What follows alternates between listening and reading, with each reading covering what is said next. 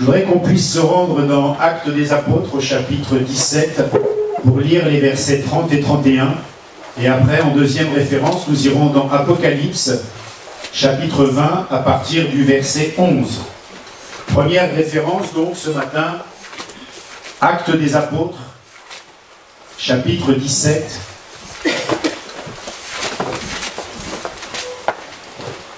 Versets 30 et 31.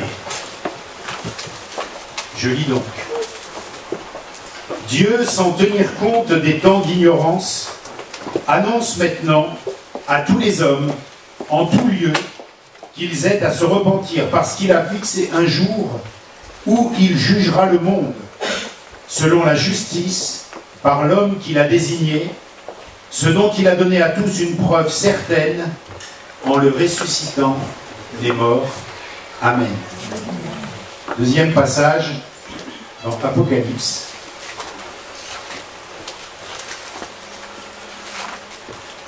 Chapitre 20.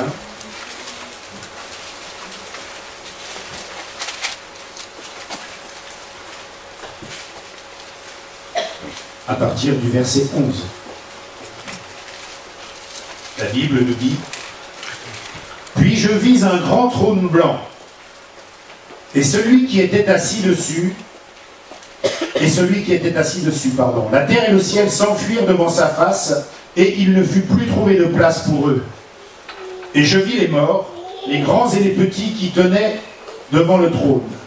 Des livres furent ouverts, et un autre livre fut ouvert, celui qui est le livre de vie. Et les morts furent jugés selon leurs œuvres, d'après ce qui était écrit dans ces livres. La mer rendit les morts qui étaient en elle, la mort et le séjour des morts rendirent les morts qui étaient en eux, et chacun fut jugé selon ses œuvres. Et la mort et le séjour des morts furent jetés dans les temps de feu. C'est la seconde mort, les temps de feu. Quiconque ne fut pas trouvé écrit dans le livre de vie fut jeté dans les temps de feu. Ce matin, je voudrais vous parler, vous avez peut-être pu le discerner, des tribunaux de la Bible. Il y a au moins 2 tribunaux dont parle la Bible, et ce matin, je voudrais que nous puissions parler de ces 2 tribunaux.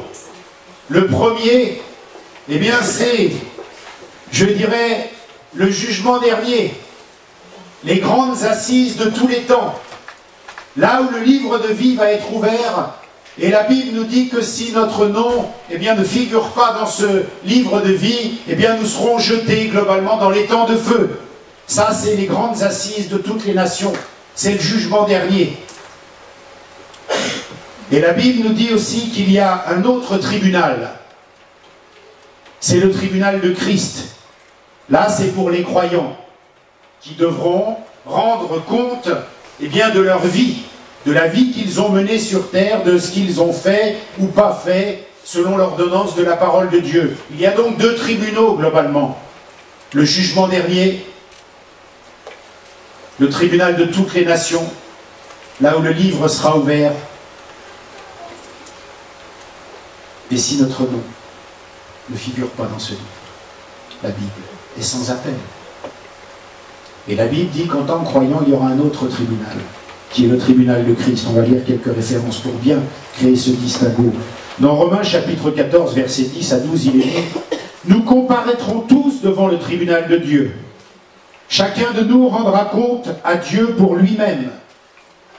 L'Épître aux Corinthiens, la 2e, chapitre 5, verset 10, nous dit: Car il nous faut comparaître devant le tribunal de Christ, afin que chacun reçoive selon le bien ou le mal qu'il aura fait, étant dans son corps.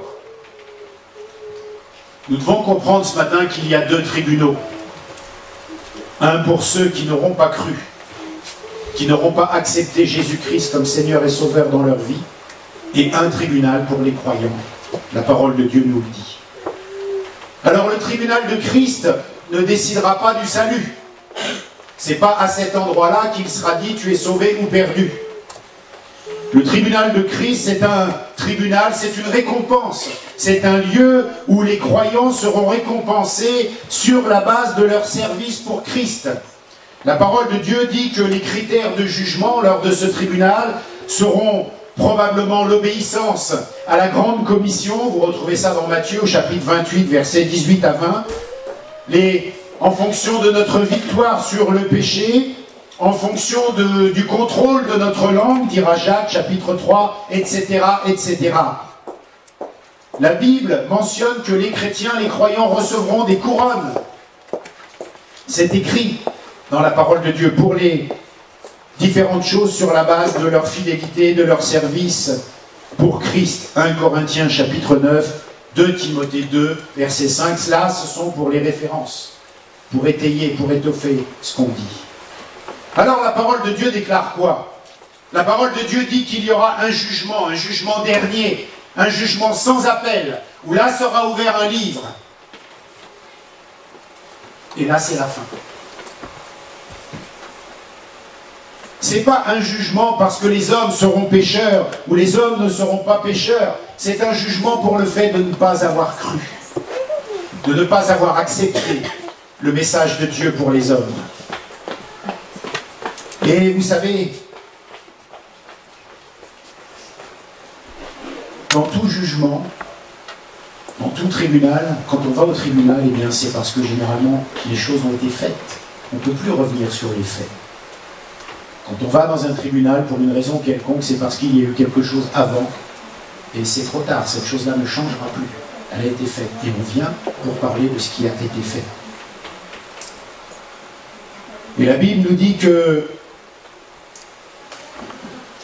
ce jugement sera terrible et sans appel parce qu'on ne sera pas condamné pour avoir péché ou pas péché, mais c'est le fait de ne pas avoir cru, le fait d'avoir entendu et de ne pas avoir voulu croire, le fait d'avoir entendu et de ne pas avoir reçu le message de Dieu. Ça, c'est le jugement dernier. Et la Bible dit que celui qui croit ne sera point jugé, mais celui qui ne croit pas est déjà jugé, parce qu'il n'a pas cru au nom du Fils de Dieu, parce qu'il n'a pas cru au nom du Fils unique de Dieu. Et même si les tribunaux, ces deux jugements sont différents, vous l'avez bien compris, un est pour ceux qui n'auront pas cru, accepté Jésus-Christ, qui n'auront pas accepté le message de Dieu, et l'autre c'est pour les croyants en fonction de leur récompense. C'est moins un tribunal, c'est moins un jugement, mais ce sera quand même un reflet de ce qu'on aura fait ou pas fait. Et ce sera la remise des récompenses, mais s'il n'y a pas récompense, c'est parce que quelque chose n'aura pas été fait non plus. Au tribunal de Christ, on ne jugera pas le fait d'être sauvé ou perdu. Le Seigneur nous remettra des couronnes pour nos bonnes œuvres. Et s'il n'y a pas eu de bonnes œuvres, il n'y aura pas de couronne. Et vous savez, aujourd'hui, on a une notion des tribunaux, on peut faire appel, on peut aller en cassation, on peut appeler la Cour européenne des droits de l'homme, on peut faire tout un tas de recours pour modifier les jugements, pour changer les jugements, pour infléchir le cœur des juges, pour changer les choses. Là, la Bible nous dit, attention, pas d'appel, pas de cassation, pas de Cour européenne. C'est trop tard, c'est fait. Qu'est-ce qu'il nous dit, le pasteur? Eh bien, c'est simplement un message qui doit nous faire du bien, nous emmener dans la présence de Dieu. Parce que Dieu, tellement il nous aime, est obligé de nous dire les choses de façon vraie, de façon réelle. Il ne peut pas nous mentir. Il ne peut pas nous raconter des histoires, nous dire des trucs à l'eau de rose pour que ça aille mieux. La parole de Dieu est sans appel. Un tribunal, mes amis, c'est terrible. Et on juge un fait qui a eu lieu, sur lequel on ne peut plus revenir. Et j'insiste, je suis allé dans des tribunaux en tant qu'accusé, en tant que témoin, en tant que plaignant. J'ai mis les pieds dans des tribunaux. Et dans un tribunal, qu'est-ce qui se passe? C'est un lieu où va se jouer votre vie future. J'exagère pas. Vous pouvez rentrer libre dans un tribunal et sortir incarcéré, prisonnier. Vous pouvez rentrer dans un tribunal vivant et vous pouvez ressortir condamné à mort. Pas dans notre pays, mais dans des pays. Et souvent, notre sort va dépendre du talent d'un avocat, va dépendre de la relation de sincérité qu'on va établir avec lui. Si on lui dit les choses, il va pouvoir nous défendre. Souvent, notre sort va dépendre de la clémence des jurés. Si les gens croient à notre histoire, à notre défense, eh bien, ça marche. Ils diront oui, il est innocent. S'ils ne croient pas en ce qu'on dit, ils diront il est coupable et on sera accusé. Et en plus de ça, dans un tribunal, il peut y avoir des erreurs judiciaires. Tu peux rentrer innocent et ressortir coupable. C'est très aléatoire.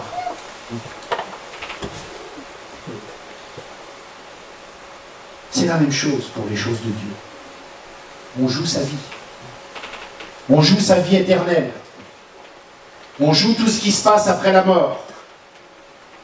Et la Bible nous dit qu'un jour aussi, il y aura un tribunal. Et la Bible parle de tribunal en disant, voilà, un jour on sera devant Dieu. Parce qu'un jour sur la terre, on aura entendu le message de l'Évangile, Jésus-Christ, Fils de Dieu, mort pour nous à la croix. Et suivant la réponse que l'on donnera à ce message, ou pas, eh bien on sera jugé. Jugé pourquoi? Pour ne pas avoir cru, c'est ce qu'on vient de lire.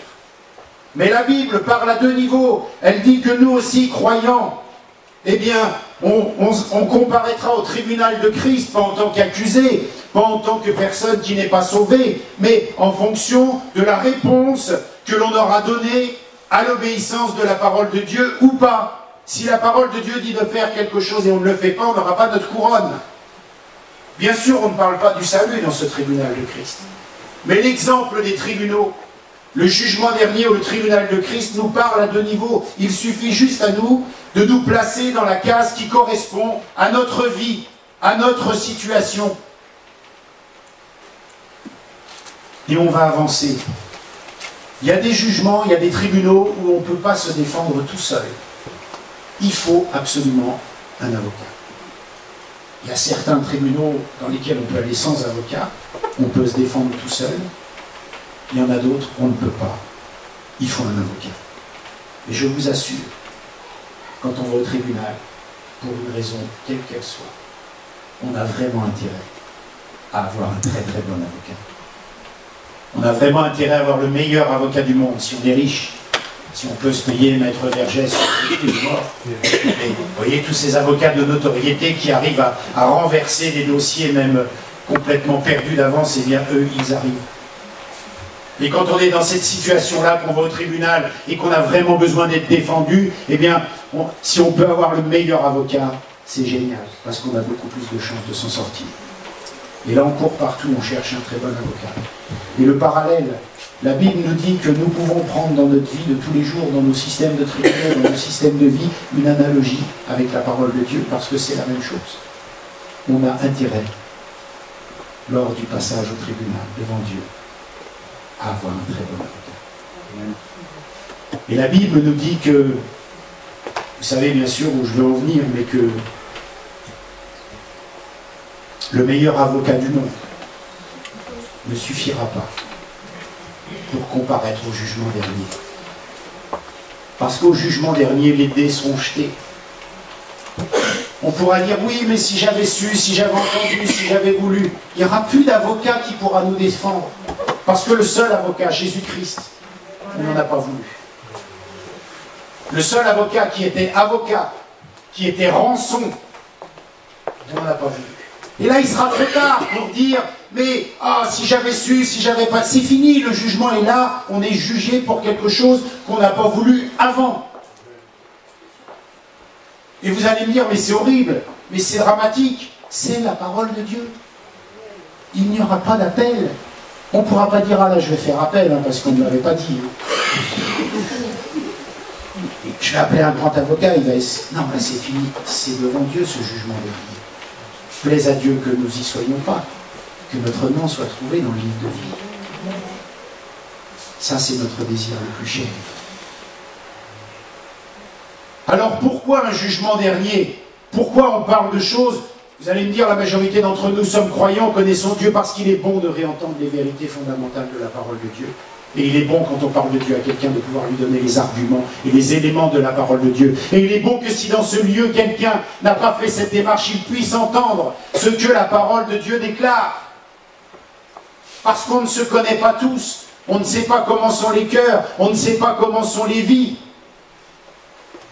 Et la Bible dit pourquoi on doit comparaître devant ce tribunal de Dieu. Eh bien parce que Dieu ordonne à tous les hommes de se repentir et de croire à l'évangile. Ça, c'est la volonté de Dieu.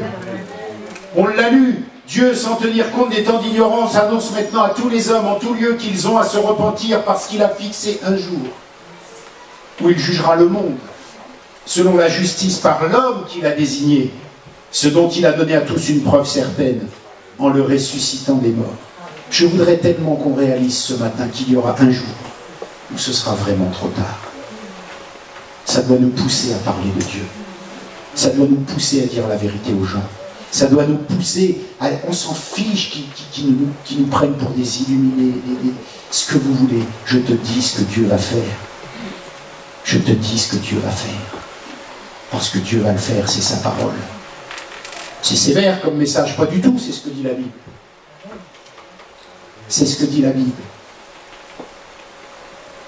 Dieu nous a envoyé une lettre recommandée sur la terre et il attend l'accusé de réception. Vous allez dire, ouf, nous ça y est, il a envoyé Jésus-Christ, on l'a accepté, ça ne nous concerne pas ce message. Mais il attend un autre accusé de réception si tu es croyant. L'accusé de réception qu'il attend, c'est l'obéissance à sa parole. Ça se situe à deux niveaux. Il a envoyé Jésus, et pour le salut, il faut réenvoyer l'accusé de réception. Il faut dire, j'ai reçu, j'accuse réception. Jésus c'est ton fils, Jésus est mort pour moi, il est ressuscité, j'accepte ce message par la foi, j'accuse réception de ton message, et là je suis sauvé. Mais ça ne suffit pas parce qu'il y a un autre accusé de réception à envoyer. L'autre c'est, tu nous donnes ta parole nous dit ce que nous faisons, je dois obéir à ta parole, alors j'accuse réception, ta parole est la vérité, j'accuse réception, je fais ce que dit ta parole. J'accuse réception, il y a deux accusés de réception, c'est pour ça qu'il y a deux tribunaux, le jugement dernier et le tribunal de Christ. Et c'est pour ça que ce message qui pourrait être un message d'évangélisation et qui en est un, nous concerne à deux niveaux, croyants ou pas. Parce que nous irons dans l'un ou dans l'autre des tribunaux, suivant nos choix.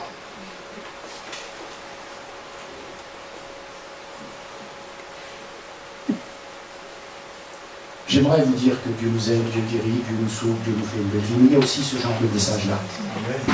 Surtout dans cette société-là. Je disais vendredi soir à Drancy, je suis choqué. J'étais derrière un bus.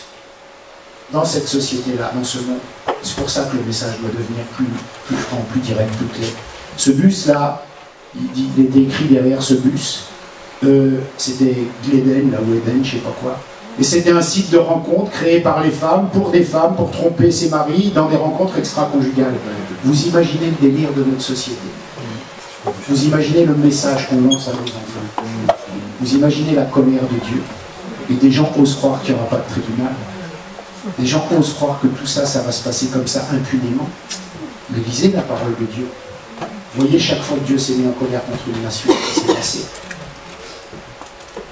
Regardons notre société, dans quel délire nous sommes, et je vous assure que ce message, il ne va pas être dur du tout.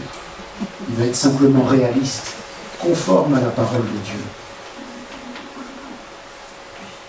Alors en tant que croyant, eh bien, on a aussi un accusé de réception à réenvoyer à Dieu. Oui, j'ai compris ta parole. Oui, j'ai lu ta parole. Oui, je veux obéir à ta parole, j'accuse réception. Oui, Seigneur, oui. J'accuse réception dans ma vie personnelle de ce que tu as écrit. Et ce que tu as écrit, je veux par ta grâce que ça guide ma vie. Amen. Mais si je ne connais pas Jésus-Christ, eh bien il faut que j'entende et que j'accuse réception du fait que Jésus-Christ, c'est ton Fils. C'est celui que tu as donné, c'est la lettre recommandée que tu as envoyée à l'humanité. Pour dire attention, voilà votre Sauveur.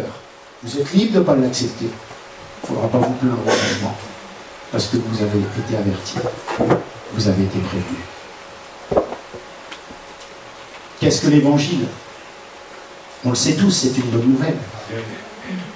C'est une bonne nouvelle par sa source, parce que c'est Dieu qui envoie un message aux hommes. Donc forcément Dieu, les choses sont bonnes. Par son canal, parce que c'est Jésus-Christ, son Fils, le canal de l'Évangile. Par son but, parce que le but de l'Évangile, c'est quoi? Dire aux hommes et aux femmes qu'ils sont sauvés, s'ils acceptent le message. C'est un bon message, une bonne nouvelle par sa nature, parce que l'évangile nous dit quoi? Que c'est gratuit, il n'y a rien à payer, c'est juste pour celui qui le veut, et celui qui le veut, il peut avoir la vie éternelle, il peut lever sa tête et se dire, il y a une espérance sur cette terre, il y a une joie, il y a une espérance sur cette terre que je vais obtenir dans la vie éternelle, mais je peux dès cette terre, dès maintenant, commencer à faire le choix qui va être le bon ou pas. Voilà ce que c'est l'évangile. Vous allez me dire, mais c'est n'importe quoi, on peut être perdu pour une bonne nouvelle. C'est-à-dire que Dieu nous envoie une bonne nouvelle et nous on est perdus, on ira en enfer. C'est pas cohérent. Mais si, c'est cohérent. Parce que la bonne nouvelle, c'est quoi? La bonne nouvelle, c'est qu'il existe un médicament à la maladie de l'humanité. On est bien d'accord? Mais la mauvaise nouvelle, c'est quoi? C'est que l'humanité, elle est malade. Alors voilà pourquoi il faut une bonne nouvelle. Parce que l'humanité est malade. Le monde est malade, l'homme est malade, l'homme est pécheur, l'homme est mauvais de nature. Et si vous n'en êtes pas convaincu, regardez les actualités. Regardons ce qui se passe dans le monde. Allez dans les tribunaux. Écoutez les horreurs que des hommes peuvent commettre. Et vous serez généralement convaincu que l'homme n'est pas très bon, effectivement. Alors que nous est-il demandé à nous qui entendons l'Évangile?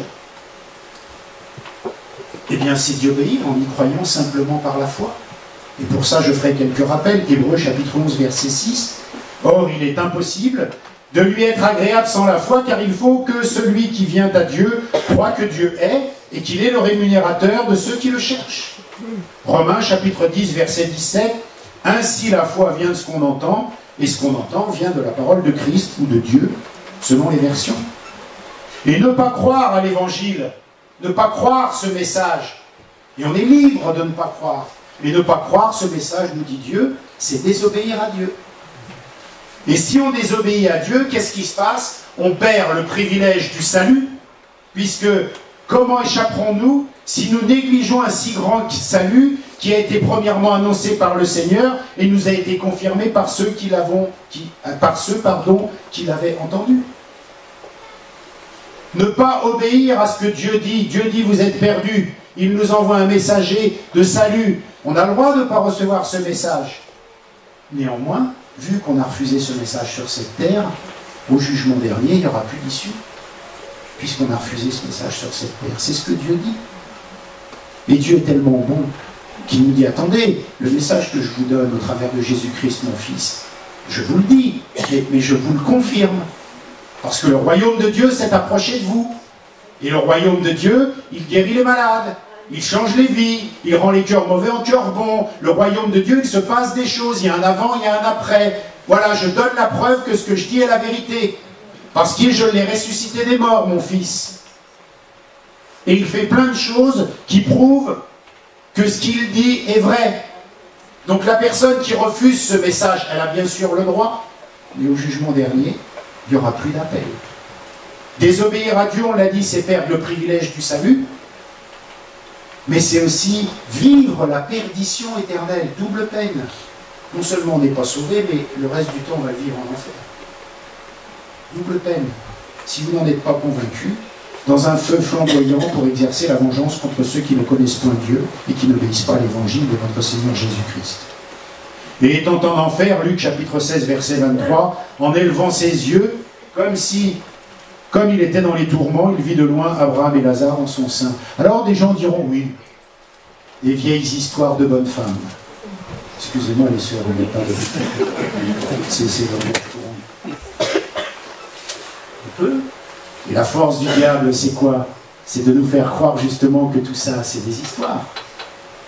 Une des grandes forces du diable, c'est quoi? C'est de faire croire aux gens qu'ils n'existent pas. De leur voiler la face. Comme ça, ce genre de message, qui est celui de l'Évangile, n'est pas accepté. Mais un jour, il y a des pleurs et des grincements de dents. Parce que des gens vont se dire, oh, mais je ne peux plus aller en arrière si j'avais su. Et là, le diable fera, ah, génial. La parole nous dit que nous devons vraiment veiller à cela.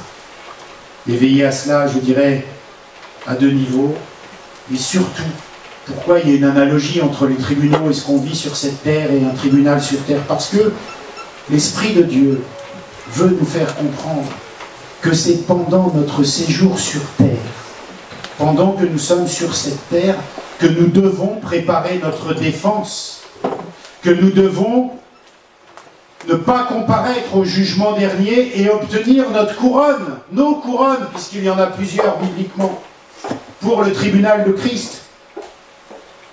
Et pour notre défense, et chercher le meilleur avocat du monde sur cette terre, la Bible nous dit que nous l'avons trouvé en Jésus-Christ. Pourquoi? Parce que la Bible dit plusieurs choses de Jésus-Christ. Il est bien sûr notre avocat, mais il est plus que notre avocat. Il est celui qui vient et qui paye la dette. Il est celui qui arrive dans le tribunal et qui dit « Attendez, vous l'accusez d'avoir volé 100 000 euros, voilà, je vous les donne les 100 000 euros, et vous, il n'est plus accusé de rien. » C'est un exemple. Hein. Il paye la dette. Et il va encore plus loin. Il est lui-même, par sa vie, la rançon. C'est le meilleur avocat du monde. Et cet avocat-là, il est disponible sur cette terre pour nous croyants. Et pour vous qui ne croyez pas. Il est là, il est disponible. Et lui, c'est pas comme certains avocats, parce que vous savez, des fois on a un avocat pour un jugement, mais il n'est pas habilité à plaider dans un autre tribunal. Il faut un autre avocat, avocat d'appel, avocat. Lui, il plaide dans tous les tribunaux. Amen. Il plaide dans le jugement dernier parce que le fait d'avoir accepté son œuvre nous dédouane de ce jugement dernier. C'est parce que nous avons accepté qu'il nous défende et qu'il soit là pour nous que nous ne serons pas dans le jugement dernier et que notre nom est écrit dans le livre de vie. Mais il est aussi notre avocat parce qu'au tribunal de Christ, eh bien la Bible nous dit pendant ta vie sur terre, si tu as du mal à faire les choses que la parole de Dieu te demande, eh bien la Bible dit confesse, demande-lui parce que nous avons un avocat auprès du Père, Jésus-Christ le juste, qui est venu sur terre avant nous et qui sait comment c'est, n'a jamais péché. Et on peut se dire Seigneur aide-nous, toi qui n'as jamais péché, aide-nous. Aide-nous à gagner notre couronne de croyants. Nos couronnes. Aide-nous. On a le meilleur avocat du monde. Alors la Bible dit que, eh bien, il y a un seul médiateur entre Dieu et les hommes, c'est Jésus-Christ. Ça, c'est pour le jugement dernier. Ça, c'est pour toi, mon ami, si tu n'as pas accepté Jésus-Christ dans ton cœur. Ce que tu entends là aujourd'hui, c'est Dieu qui est en train de te dire, attention, il y aura un jour, que tu y crois ou que tu n'y crois pas, il y aura un jour où ces choses-là arriveront. Il y aura un jour où tu devras répondre de ton non-choix par rapport aux choses qui étaient annoncées. Et si nous sommes croyants, le Seigneur est en train de nous dire, attention quand même, parce que même si lors du tribunal de Christ, c'est une remise de récompense, toi tu pourrais bien ne pas en avoir. Pourquoi? Parce que nous n'avons pas validé ce que disait la parole de Dieu dans nos vies. Alors on ne perdra pas notre salut, bien évidemment, mais nos récompenses, oui. Ce qui est écrit dans la parole de Dieu.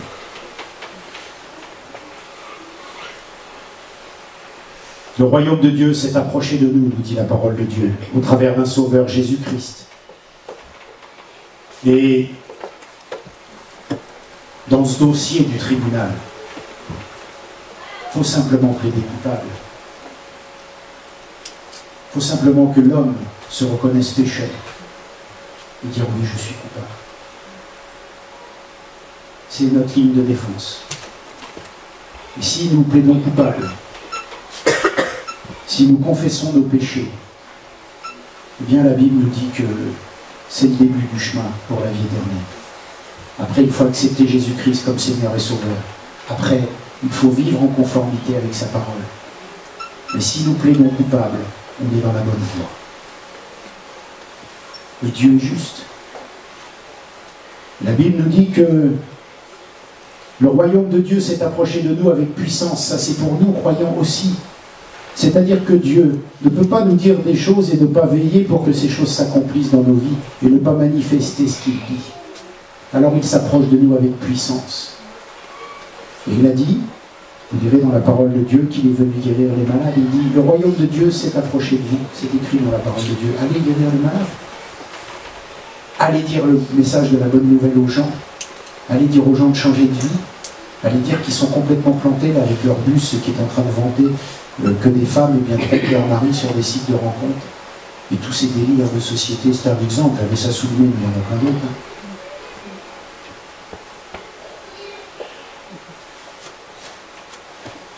Et là, dans ce dossier-là, il faut passer à l'action, et l'action, c'est l'obéissance à la parole de Dieu. Alors, c'est pas que l'obéissance, mentir, pas mentir, c'est l'obéissance, agir, faire pour Dieu, se mettre au travail pour les choses de Dieu, commencer à être productif dans nos vies de croyants pour le royaume de Dieu, parce que Dieu, on l'a vu dernièrement, c'était dimanche dernier, que Dieu a besoin de nous. S'il ne peut pas se reposer sur ceux qu'il a sauvés, son Église, sur qui va-t-il se reposer ? À qui va-t-il demander de faire des choses si ce n'est pas les croyants qui sont à son service et qui l'ont reconnu comme Seigneur et Sauveur? À qui va-t-il le demander? Au pied du micro, là? Non. À nous, croyants.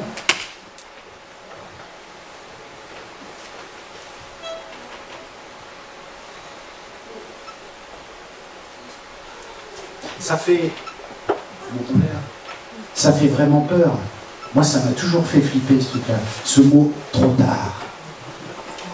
C'est horrible. C'est horrible. Trop tard. C'est-à-dire qu'il y a un moment, voilà, c'est plus possible de rien. Même le salut. C'est trop tard, ça y est. Et pourquoi? Parce qu'on a fait un mauvais choix. Et Dieu ne peut pas se renier lui-même. Ce qu'il a dit, ça va s'accomplir. Ça va se faire.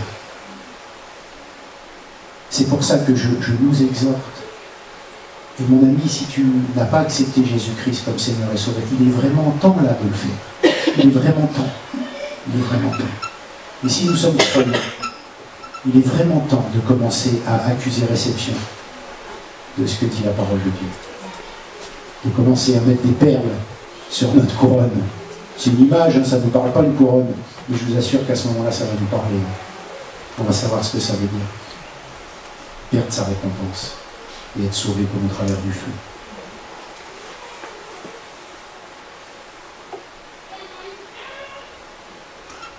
On n'a plus le temps de rigoler. Je ne sais pas si on l'a eu un jour, mais le Seigneur revient bientôt. Tout se met en place dans notre société pour avancer le retour de Jésus-Christ. Alors là, si on peut dire c'est encore des contes de vieilles bonnes femmes, il n'y a pas de retour, il n'y a pas... Ok. T'as entendu, t'as fait ton choix. C'est ce que dit la parole de Dieu.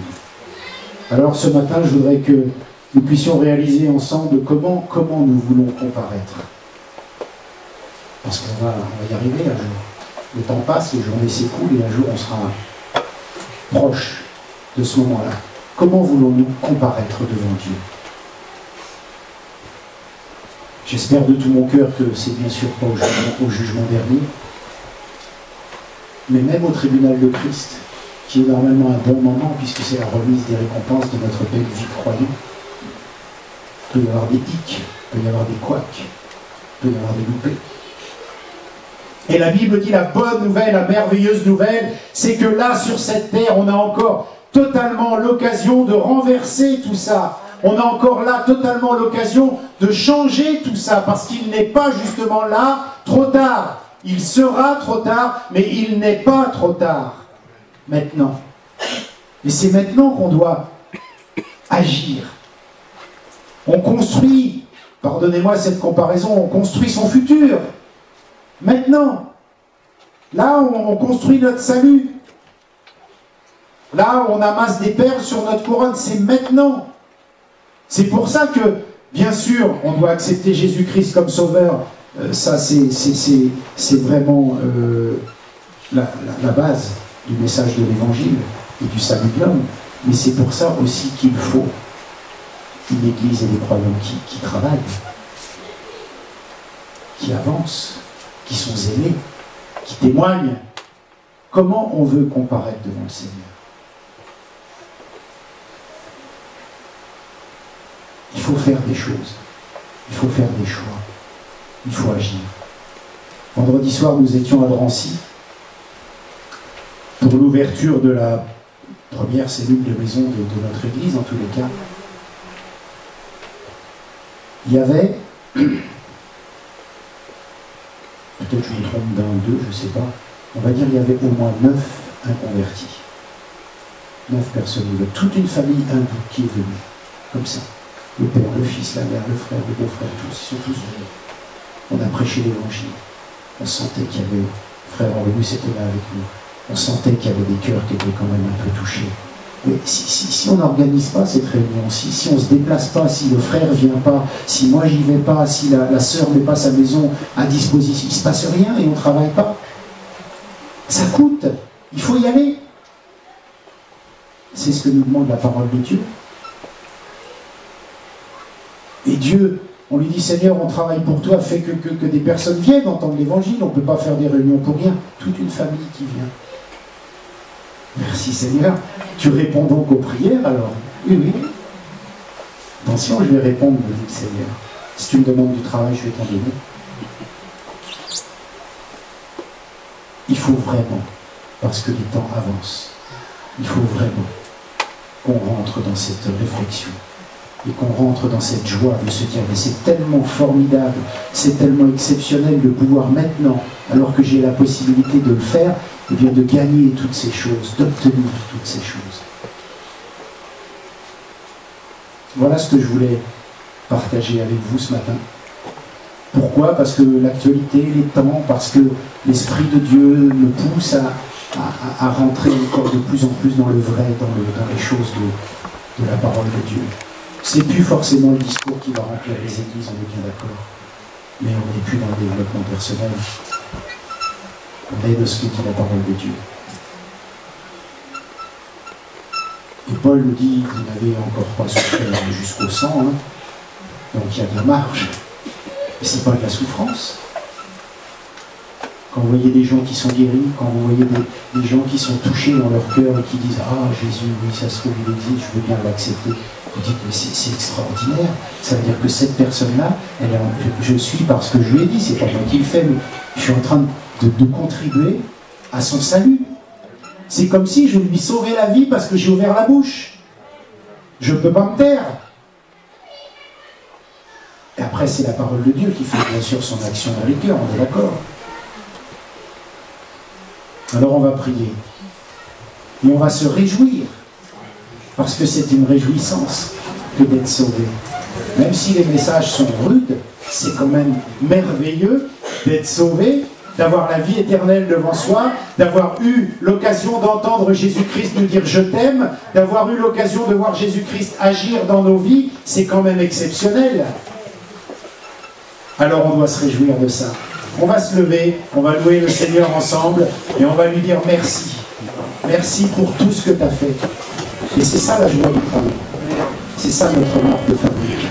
C'est d'être heureux de ce que Dieu a fait parce qu'on sait ce qui nous attend. Amen. Pour parler de ma vie